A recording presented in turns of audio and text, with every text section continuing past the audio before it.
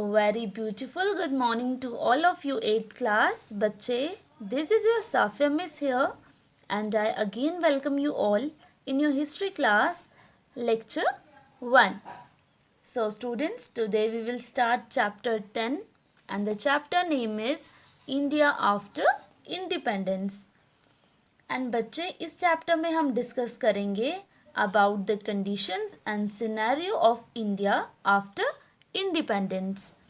So students, सबसे पहले हम डिस्कस कर लेते हैं कि हमने कौन कौन से सब टॉपिक्स इस चैप्टर में कवर करने हैं.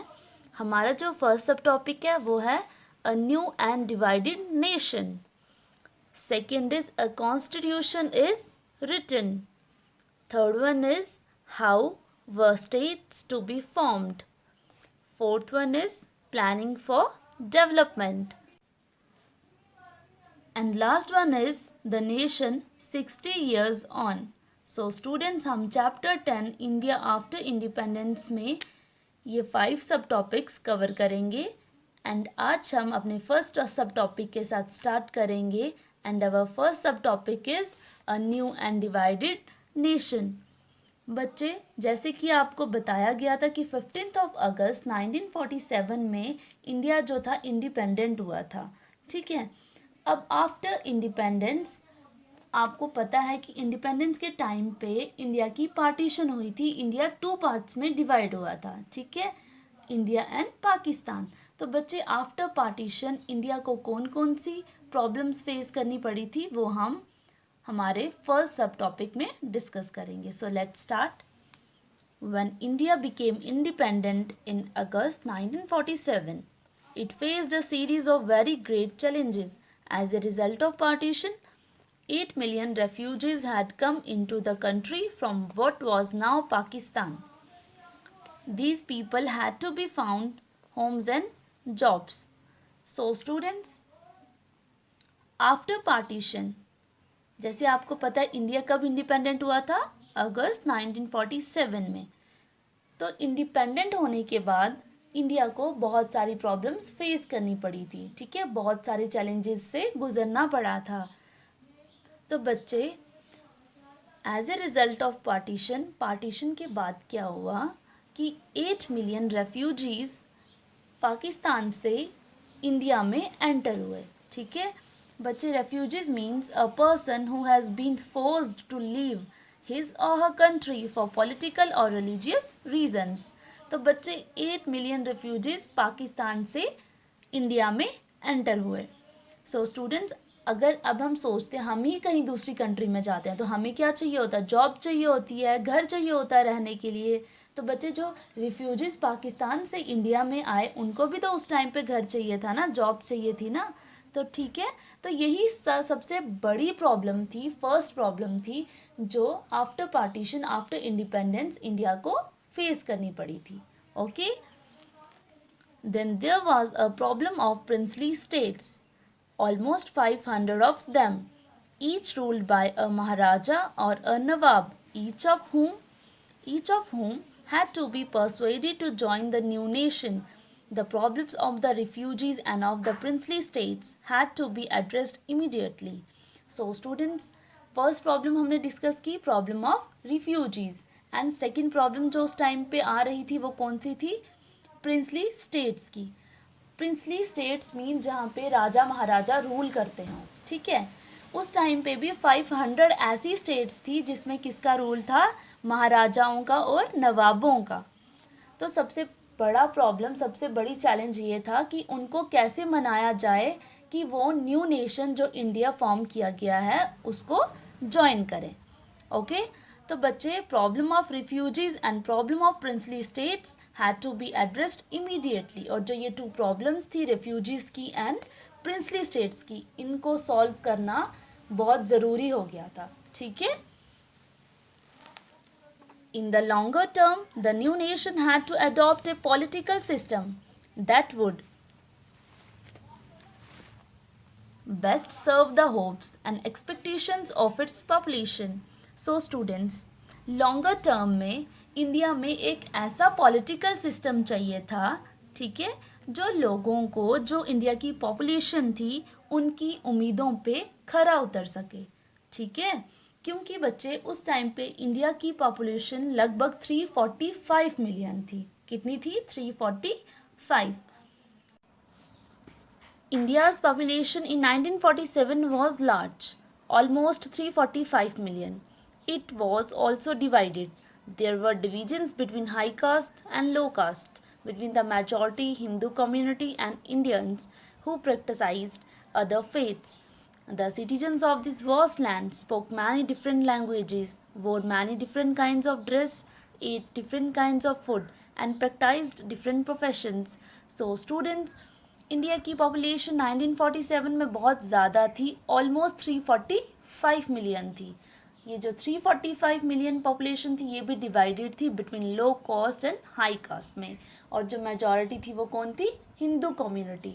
तो लोग अलग अलग विश्वास थे लोगों के, लोग अलग अलग लैंग्वेजेस बोलते थे, ड्रेस उनकी अलग थी, ठीक है, अलग खाना खाते थे, काम जो था, तरीका था उनका काम करने का वो भी अलग था। तो बच्चे, जो थर्ड प्रॉब्लम अराइज हो रही थी आफ्टर इंडिपेंडेंस, आफ्टर पार्टीशन, वो क्या थी? Problem of unity. ठीक है, कि लोगों में जो ये डिफरेंट रिलीजन्स के, डिफरेंट लैंग्वेजेस के जो ये लोग हैं सारे, इनको इकट्ठा कैसे किया जाए। Okay, so students, the question arise, how could they be made to live together in one nation state. कि ये जो सारे लोग हैं डिफरेंट डिफरेंट रिलीजन्स के, लैंग्वेजेस के, कास्ट के, इन सबको एक ही नेशन में, एक ही स्टेट में इकट्ठा होके कैसे रखा जाए। ठीक है, तो ये थर्ड प्रॉब्लम थी जो इंडिया फेस कर रहा था आफ्टर पार्टीशन और after independence. Okay, to the problem of unity was added the problem of development. तो यूनिटी के साथ साथ एक और प्रॉब्लम अराइज हुई, प्रॉब्लम ऑफ डेवलपमेंट, कि इंडिया की डेवलपमेंट कैसे की जाए। ठीक है, at independence the vast majority of Indians lived in the villages. Farmers and peasants depended on the monsoon for their survival. So, did the non-farm sector of the rural economy, for if the crops failed, barbers, carpenters, weavers and other service groups will not get paid for their services either. So, students, जो vast majority थी, जो ज़्यादा से ज़्यादा लोग थे independence के time पे, वो कहाँ रहते थे? विलेजेस में रहते थे। ठीक है, एंड विलेजेस में कौन रहते थे? फार्मर्स रहते थे। और फार्मर्स जो थे वो अपने सर्वाइवल के लिए किस पे डिपेंड थे? मानसून पे डिपेंड थे, कि कब बारिशें होंगी, कब मानसून आएगा, उनकी क्रॉप्स जो होंगी वो अच्छी होंगी, उनको उन क्रॉप्स का आउटपुट मिलेगा। तो अगर कभी कभार उनकी क्रॉप्स जो थी वो फेल हो जाती थी, तो उन्होंने जो अपनी क्रॉप्स लगाने में खर्चा किया होता था, ठीक है, जो पेमेंट की होती थी वो उनको वापस नहीं मिलती थी। ठीक है, तो बच्चे, अगर फार्मिंग सेक्टर में नुकसान होता था तो ये जो नुकसान था हमें और भी बहुत सारे सेक्टर के जो लोग थे उन पर देखने को मिलता था, क्योंकि बच्चे, हर एक सेक्टर एक दूसरे पे डिपेंडेंट होता है। हम एग्जांपल ले लेते हैं शुगर केन की। अगर शुगर केन की माना जाए कि शुगर केन की प्रोडक्शन अच्छी नहीं हुई है, ठीक है, तो जहाँ पे शुगर केन को मशीन्स में डाल के, मशीन्स की हेल्प के साथ शुगर बनाई जाती है, ठीक है, तो इसका मतलब उन फैक्ट्री वर्कर्स को भी नुकसान होगा ना। तो बच्चे, ऐसे ही फार्मिंग सेक्टर और नॉन फार्म सेक्टर जो है वो आपस में इंटरलिंक है। ओके, अगर एक को नुकसान होता था तो दूसरे को भी नुकसान फेस करना पड़ता था। In the cities, factory workers lived in crowded slums with little access to education and health care. So students, cities में जो फैक्ट्री वर्कर्स रहते थे वो कहाँ रहते थे? स्लम्स में रहते थे, झुग्गी झोंपड़ियों में रहते थे, और उनके पास कोई भी सोर्स नहीं था एजुकेशन हासिल करने का और हेल्थ केयर फैसिलिटीज़ का। ठीक है, अब हम बोल सकते हैं कि अगर 100% लोग रह रहे हैं स्लम्स में, तो सिर्फ 1% लोग जो हैं, ठीक है, उनके पास वो अपने बच्चों को एजुकेशन दिलवा सकते हैं। बाकी जो 99% होंगे उनके पास कोई भी एसेस नहीं होगा, ठीक है, एजुकेशन का और हेल्थ केयर का। Clearly the new nation had to lift its masses out of poverty by increasing the productivity of agriculture and by promoting new job creating industries. So new nation India का main अब motive यही बन गया था कि उनको जो लोग हैं उनको पॉवर्टी से बाहर निकालना है। ठीक है, एग्रीकल्चर की प्रोडक्टिविटी को इंक्रीज़ करके, न्यू टेक्निक्स लगा के, और जो लोग जिन लोगों के पास जॉब नहीं है उनके लिए उनको जॉब दिलवा के न्यू न्यू इंडस्ट्रीज़ को डेवलप करके, ओके।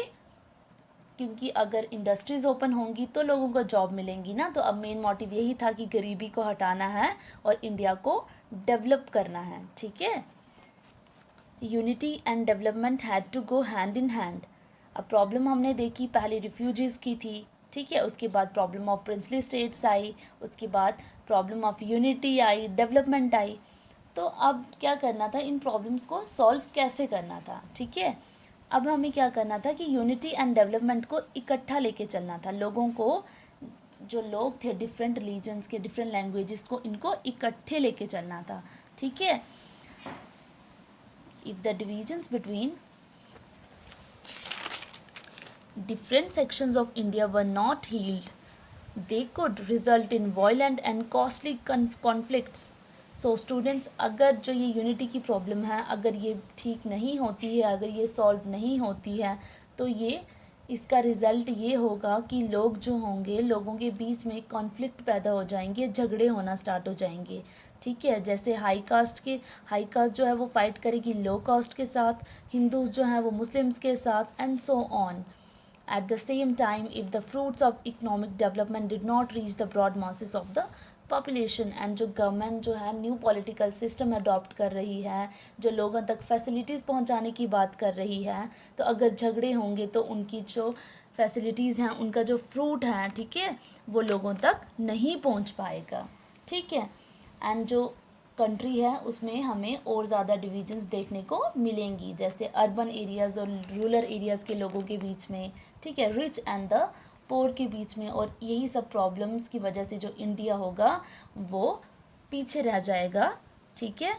तो बच्चे, ये सारी प्रॉब्लम्स थी जो इंडिया को फेस करनी पड़ रही थी आफ्टर इंडिपेंडेंस और after partition. So students, that's all for today. But मैं आपको आज एक इम्पॉर्टेंट बात बताऊंगी, ठीक है। आपके पास बुक होगी ना, तो आप बुक में इस पिक्चर को ध्यान से देखिए। ये फिगर 1 है, ठीक है। Mahatma Gandhi ashes being emerged in Allahabad, February 1948. Less than 6 months after independence, the nation was in mourning.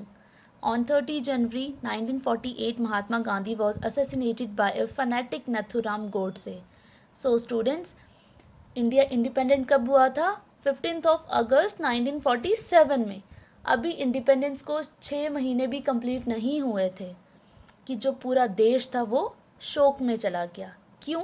क्योंकि 30 जनवरी 1948 को महात्मा गांधी जी को असैसिनेट किया गया नथुराम गोडसे द्वारा। असैसिनेट मीन्स किसी भी महत्वपूर्ण कारण से किसी लोकप्रिय व्यक्ति की हत्या करना, ठीक है। तो गांधी जी की हत्या की नथुराम गोडसे ने, because he disagreed with Gandhi जीज conviction that Hindus and Muslim should live together in harmony. क्योंकि गांधी जी कहते थे कि हिंदूज एंड मुस्लिम्स को इकट्ठे होकर रहना चाहिए, ठीक है, पीसफुली। और उनकी इस कन्विक्शन से जो नथुराम गोडसे हैं, वो डिसएग्री करते थे, इसीलिए उन्होंने 30 जनवरी 1948 को महात्मा गांधी जी को असैसिनेट किया, ठीक है, उनकी हत्या कर दी। That evening, a stunned nation heard Jawaharlal Nehru's moving statement over all India radio. उसी इवनिंग को, शाम को, जवाहरलाल नेहरू जी द्वारा एक स्टेटमेंट दिया गया ऑल इंडिया रेडियो पे। Friends and comrades, the light has gone out of our lives and there is darkness everywhere. Comrades होते हैं साथी, जिन्होंने इंडिपेंडेंस दिलवाने में इंडिया की हेल्प की थी, जो महात्मा गांधी जी के सपोर्टर्स थे, ठीक है। तो बच्चे, ऑल इंडिया रेडियो पे जवाहरलाल नेहरू जी ने क्या कहा? The light has gone out of our lives, कि हमारी ज़िंदगियों से रोशनी चली गई है, ठीक है। And there is darkness everywhere, और हर जगह अंधेरा हो चुका है। क्यों?